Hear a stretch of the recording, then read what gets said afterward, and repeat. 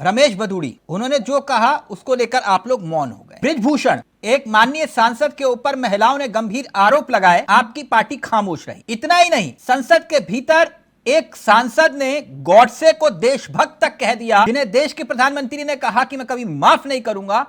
उनको लेकर भी कोई एक्शन नहीं हुआ, लेकिन आप चुन चुनकर विपक्ष के नेताओं को टारगेट कर रहे हैं, ये आरोप लगाया जा रहा है। अब मैं ये पूछना चाहता हूं तिलक भाई, एक्शन की परिभाषा क्या है इनकी नजर में? इनके चश्मे पे ऐसी कौन सी धूल है जो आप हटानी बाकी है? बता दीजिए सर।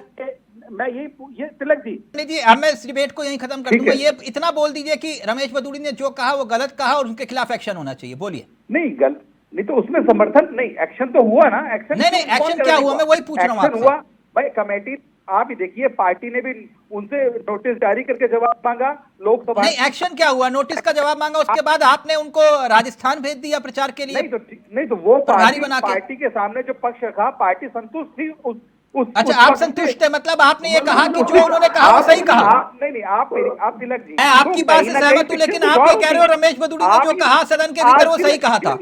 तिलक जी, मेरी बात सुनिए, मैं डिबेट पे बैठा हूं आपके सामने, ठीक है?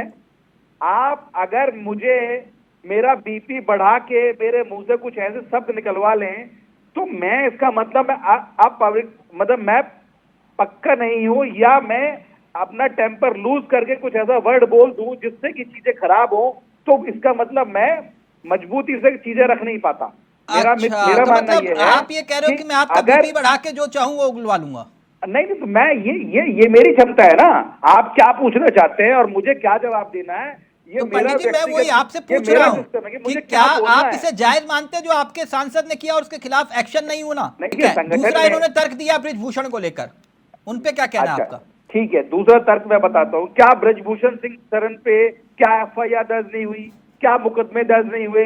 क्या आप ये बताइए, क्या आपके एक सांसद ने गॉडसे को देशभक्त कहा सदन के भीतर? अब आप ये देखिए ना, आपने तीनों सवालों के जवाब मैं आपको दिए, पर लेकिन अब एक चीज को देखिए। नहीं तो आप इसे संसद की गरिमा मानते हैं? अगर मैं कहता हूं कि अगर हम इतने ही बुरे थे या इतना ही गलत हम काम कर रहे हैं तो जनता क्यों चुन रही है हमको? आप मुझे बताइए। यानी आप ये कह रहे हो जनता चुन रही है, इसका मतलब ये जो मामले हैं, ठीक है। अच्छा, मुझे एक बात बताइए, जो रिश्वत ले रहा है वो दोषी है? पंडित जी, महुआ वाले मसले पर जरा समझिएगा मेरी बात को। रिश्वत जो ले रहा है वो दोषी है, उसकी आपने 10 से रद्द कर दी, ठीक। रिश्वत दे रहा है वो दोषी है कि नहीं? तिलक जी, मैं आपकी बात समझ रहा हूं, आप क्या कहना चाहते हैं। नहीं, मैं नहीं कह रहा सर, मैं तो सिर्फ कानून के आधार पर पूछ रहा हूं कि अगर जिसने रिश्वत ली वो दोषी है तो रिश्वत देने वाला दोषी है कि नहीं? सिंपल सी थ्योरी। नहीं, रिश्वत देने वाला भी दोषी है और रिश्वत लेने वाला भी दोषी है, पर लेकिन जिसका दोष पहले सिद्ध हो जाएगा, पहले उसके खिलाफ कार्रवाई करेंगे। नहीं, दोष तो वहीं सिद्ध हो गया ना दोनों का।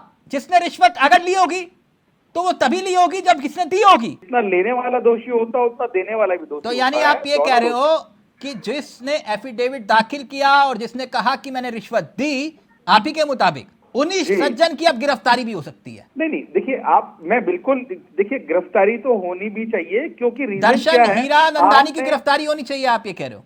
एज पर लॉ, कानून के हिसाब से, हाँ, जिसने रिश्वत ली और जिसने रिश्वत दी, दोनों ही उतने ही दोषी होते हैं जितना कि एक व्यक्ति है। लेकिन कम से कम अगर जिसके खिलाफ सजा सुनाई जा रही है उसको 10 मिनट बोलने की अनुमति ही दे देते कि नहीं? कमेटी ने एक रिपोर्ट बनाई, 500 पेज की रिपोर्ट, जिसमें सारी चीजें लिखी हैं, चीजें बनाई हुई हैं कि क्या क्या मामले इन पे होते हैं और कैसे कैसे इनको किया जाता है। वो जो रिपोर्ट जिसे आप कह रहे हैं 500 पन्नों की रिपोर्ट, आपने पढ़ी पंडित जी? मैंने भी नहीं पढ़ी। नहीं पढ़ी ना?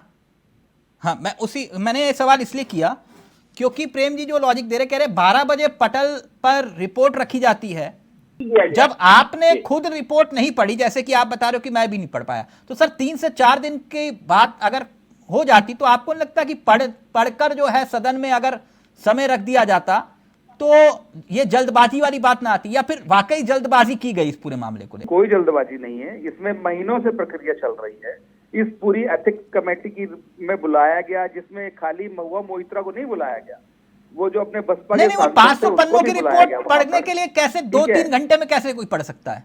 नहीं, क्यों नहीं पढ़ सकता? आप 1 घंटे में पढ़ लेता है। आज जितने हमारे सीनियर लॉयर्स हैं सुप्रीम कोर्ट के, वो क्या एक पेज को थोड़ी वो पूरा 1 घंटे में उसके पास 500 उसकी- पन्नों की रिपोर्ट पढ़ लेगा, तिलक जी, एक घंटे में रिपोर्ट पढ़ लेते हैं, लेकिन 1 घंटा भी नहीं मिला ना।